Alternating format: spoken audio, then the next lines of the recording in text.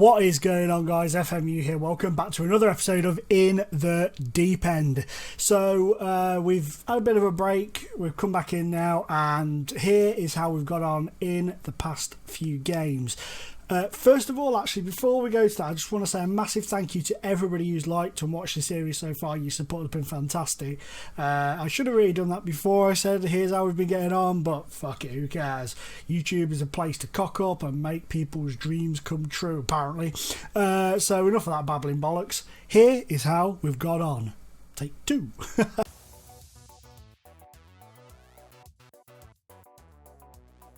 We followed up that fantastic opening day win against Chelsea with a very disappointing and very frustrating performance against Norwich. They themselves did win the opening game of the season and were fantastic in the second game.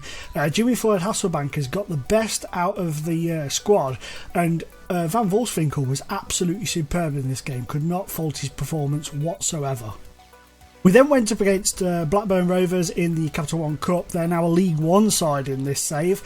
We absolutely dominated from start to finish. Goals from Vastic and Fisher got us the win. We were disappointed to concede the Danny Graham goal, but it was a fantastic header from a corner.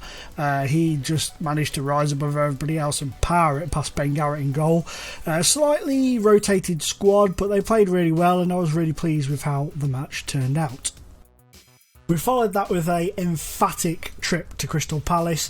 Joel Ward was sent off on 76 minutes, but we were already pretty much in the driving seat for then. We were 1-0 up and we didn't look like we were going to concede at all. They did have a few opportunities, but nothing major. And then we just, after the player got sent off, we just really took it by the balls. Jordan Rhodes got his second and then was replaced by Britta Sombalonga, and he scored with his first touch and then scored a penalty on 91 minutes to make it 4-0 to the mighty Bora. Then the kind of win a couple, lose a couple, or win a couple, lose one consistency continued.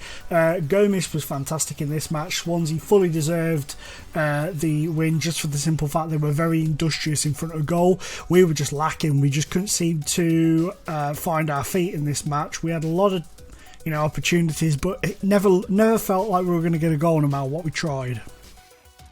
We returned to winning ways in what was an absolutely fantastic match against Leicester. Very open, very end-to-end, but our finishing was far superior on the day. We were 2-0 up after 8 minutes thanks to Marcelino, and then Jordan Rhodes wrapped it up on 32 minutes. It kind of died off a bit after that, but all in all it was a very decent game really for both sides. Leicester played well in spells, and really pleased with the outcome of that, and it's put us in good stead. Okay guys, the webcam overlay isn't on the video today because it is getting on my tits, having to feck around getting the audio to sync up. For some reason sometimes it goes out of sync and I have to spend literally ages cutting, pasting, moving, zooming in and stuff to try and get the lip sync up perfectly. I use Handbrake to condense it, which gets a lot of the problems sorted, but every now and again it kind of trips out a bit and it's just very annoying. And there's nothing worse than a freaking, whether you're watching a TV or a movie or a face cam or whatever, there is nothing worse than out of sync audio. It is a nightmare and I hate it. It drives me mad. It's a personal thing, but so that's the reason why the face cam is not in your face, but I will get that sorted. I'm going to work on a few things and get it so that it's all nice and done, and then you can look at my ugly face in FM17 and any other games that I decide to record football wise. So there you go. So what do you reckon? Let me know in the comments down below. Do you reckon we're doing alright? We could be doing better. Of course we could. You can always do better. That's what I was told when I was a kid. And why have you not been accepted yet? I keep missing these loan bids for players. It's very, very silly of me. Let's have a little look at the league then. We've got Sheffield United of League One coming up in the Cup as our live com today. We have a steady start, I think. We've won 3, lost 2. I've started to hit this thing. I'm doing a sort of live update thing on Twitter at the moment with Sparta Rotterdam, we're with at the moment, and on there I don't do draws, and it appears on here I no longer do draws. It appears to be that I don't draw matches anymore on FIFA, on Football Manager very often. So yeah, it's an interesting thing to see, but I'm pretty pleased with how the season started. Norwich have been fantastic. Jimmy Floyd Hasselbank has turned them into like a mini Barcelona. They are playing amazing football, doing really, really well. He's just had such a positive impact on them since coming in. It's been really impressive how he's done. And Van Volswinkel has been absolutely amazing this season so far. He's been top draw, cannot knock him at all. Transfer-wise, they've got Adelaide on loan from Arsenal, who turns out to be a sweet-ass player on this FM16, that's for sure. But transfer-wise, they haven't really made that many massive statements. I mean, $6.5 million for Kalinic is probably a statement for a club of Norwich's size. Not being disrespectful to Norwich, but that is a lot of money for a team of Norwich to spend. I know they've spent a bit recently, but still, fair play to him for spending that. Oh, I just had to have a drink of tea there, man. Recording videos these days really dries out my throat. But yeah, nothing like massive going on in terms of transfers there. So he appears to have that sort of philosophy I have of getting the team together as a unit, getting them to work together as a unit, getting out any negativity in terms of players, and it does work. It really does. You've seen it on Grassroots to Greatness with Perugia. I mean, we had a pretty poor team there, but they were so together and so with it. We had a fantastic run with those bad boys. So we're going to rotate the squad a bit today. Phil Bardsley's coming on a free. I know, bizarre, but I was very short on the right backs. We do have Johnny Byrne, who is a centre back, but he can play right back. In fact, I am actually going to move him to the senior team because he gets a lot of positivity from the coaching staff and the press and stuff. He's currently injured, which is a bit of a bummer, for 3 fucking months. Okay, we'll move you back then. We'll move you back. I've just put him in the wrong team. I'll sort that off camera. But yeah, so Barsley's coming on a free. You know, it's a risk-free thing really. He's coming on a free. He's only here for a short period of time as well, so that's good. Vastic scored in the last round, so I'm going to give him a nod today. Nicky Ladd can come in for Marcelino. George Friend can come back in. In fact, I'm going to pop Trippier on the bench, and I'm going to give Barsley a run out today. Adoma can go on for Douglas Coutinho, and Forrester for Fisher. The rest of it I think is okay. Actually, Ledbetter can come in for Clayton, and that'll do it. That'll be okay. People will look at this and say, "No, you shouldn't do it. You shouldn't field such a weakened team." But the key is we want to perform to the best of our ability in the Premier League. If we can get something in the Capital One Cup, then that'll be a bonus. But I like to give the fringe players a bit more football in cup games because it gives you the opportunity to have a look at them, and if they play really well, if they do a very decent job, Nick Powell forcing a good save for along there, it gives you food for thought in the league. Duncan, Jesus, he's had a few long ranges, Duncan. None of them have obviously gone in, but he's been giving it a good old shot. He gets into some good... Oh, he's in! Goal! Vastic has done his man. I need to switch on highlights. Bollocks. Sorry, guys. I need to switch on the highlight. Oh, we'll have to have a look at that after the game. I forgot. When I'm off camera, I switch those off, and I need to slow this down as well. Just as we score again, who got that bad boy? Johnny Evans. First goal for the club. So 2-0 to the Borough. 2-0 to the Borough with 18 minutes on the clock. Playing some good stuff as well. Looking decent going forward. How funny indeed. Good ball in from Forrester. Evans, wow. He did well to get to that. That was a fantastic finish. Brian Dean, who's the manager of Sheffield United.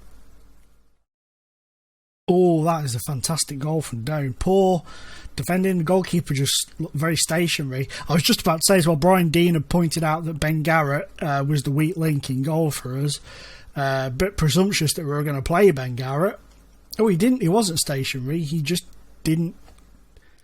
He just sort of dived on the spot. He didn't seem to dive towards the ball. He just sort of, I don't know, fell over in a way. Very bizarre. Very bizarre. Have we got it on key highlights? Yeah. For some reason, I don't know if your FM does it, but from time to time, is that Kevin Nolan in the middle for them? 1 Powell, Forrester get in. 3-1. 2-goal lead restored. Sometimes it will just randomly up the highlights from key to extensive. I don't understand why. Is it when you've had a look at highlights after a game or something? Does it for some reason automatically flip it over? I don't know why. If you've had it happen to you though, you found out the reason why. I might just be being really stupid here, and I probably already know the reason why. I've just forgot.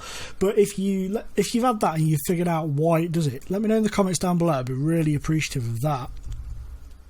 I know, if you change the settings on another save, it very often translates over to the new one, to one of your existing ones, sorry. But I don't ever put it on extensive because it's just too much for me. I can't be doing with that shit. Too long. Way too long. I used to have it on extensive a few versions ago, and it was just taking so long to do stuff. Oh, Adoma's made it 4. Oh, playing some good stuff. Good ball across from Forrester. The Doma's there.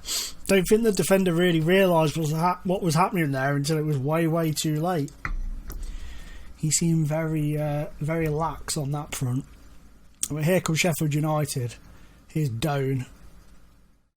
Nolan sends it over. Oh, good save. Ben Garrett there just getting a bit crazy, and George Friend having to put it out for a corner. Garrett collects easily though from the corner. There is a lot. See, the reason I thought it was on extended is there is a lot going on, and Ben Garrett clears, but only as far as O'Connell. Here's Che Adams, O'Connell, Nolan, and saved by Garrett again. We need fresh legs coming on here. Yeah, it is Kevin Nolan playing for Sheffield United. Interesting. Ooh, way up then. Let's give Britson Belonga a note. Stuani can come on for a Doma, and that'll do. We'll save one just in case of injury or whatever. But Sheffield United have woke up. We've gone a bit lax. Well done from Garrett again there. He's been forced into quite a few saves, and he's done reasonably well, Ben Garrett. Nick Powell now. Sambalonga, he will run at them, I say. No, he won't. Bardsley picks it up though. Here's Stuani. Will he take a run at them? He does. Cuts it inside to Powell. Still Powell. Ledbetter to Sambalonga, who's made it 5. Fantastic stuff. Fantastic. I thought Nick Powell had lost the ball there, but he came out of the challenge for Nolan with the ball. Ledbetter just dinked it through, and Asombalonga smashes it home into the top corner for 5-1. They're not doing bad in League One either, Sheffield United. They're 5th last time I looked, and they were doing reasonably well under Brian Dean, former Middlesbrough striker as well. Come on, get it out. Orford Nolan. Oh, Doan's managed to get the second of the game for him and for Sheffield United. 10th of the season for Matty Doan. Bit of a scramble there. Nobody taking ownership of the ball. Ben Garrett should have done better really, but it was going on in a crowd of players, so we'll give him the benefit of the doubt. Here's Ledbetter to Powell to Asombalonga. Sends it out wide to Bardsley. Can he swing it in? He does. It's cleared away. And here's O'Connell. Why do I get the feeling we're going to get a third Sheffield United goal? But Ledbetter's cut that out. I've just got his feeling a third is on the way. Oh, it's found its way to McNulty. Good save from Ben Garrett. He'd come off his line a lot there to close the player down, close the angle down, which it does, but it leaves a vast amount of open space behind him. Here's Bardsley to Powell, Stuani. Asombalonga makes it 6-2 with his second of the game. we are playing some really good stuff. It makes me wonder what the full strength Middlesbrough side would have done. With Timo Horn in goal, would he have saved the efforts that that Garrett hasn't? I don't know, but interesting thoughts at least. This could be a third. It's cleared away and it's gone out, and that should be that. Fantastic. A 6-2 victory for our boys. Well played, passionately, very nice. Harry Forrester was superb in that game, which is pushing him forwards for a start in the Premier League. Ben Garrett did concede 2 goals, but he was fantastic. Apart from that, very good shot stopper. It's his decisions that, worry me. They do in real life. Sometimes he doesn't come off. He doesn't. His ability to come off his line and stay on his line in real life is very similar to what it was on FM. It's very indecisive. He comes when he shouldn't and he stays when he should come. That's a problem with Ben Garrett. Barnsley, decent debut, had no moments to think, no moments to make me think, yeah, he's not doing very well, is he? Avram Grant, the Ghana manager, there to watch Duncan and Adoma. But yeah, that was a fantastic result. Really pleased with that. So guys, let me know in the comments down below about the extended highlight thing where it just randomly changes to it. Let me know if that's happened to you. If it has, am I being stupid? Have I forgotten the reasons to why it does it? Let me know. And that's it, guys. I'm out of time. So it's been a pleasure, as always, being in your face, even though I've not technically been there, but I have, because I'm here in it talking. So there you go. That best outro ever.